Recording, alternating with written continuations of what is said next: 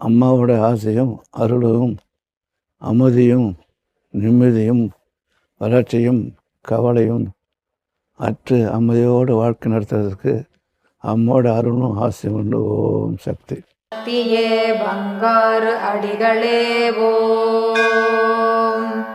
குருவடி சரணம், திருவடி சரணம். உலகமெல்லாம் சக்தி நீதி ஓங்க வேண்டும். ஒவ்வொரு குணக்குறையும் நீங்க வேண்டும். ஒரே தாய் ஒரே குலம். அன்னையின் அருள் வாக்கு.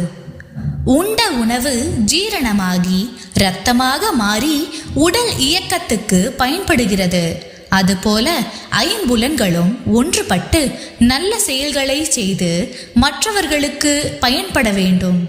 ஓம் சக்தி. ஓம் சக்தியே பங்காரு அடிகளே ஓம்.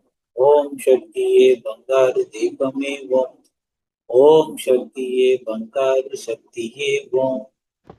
ஓம் சக்தி.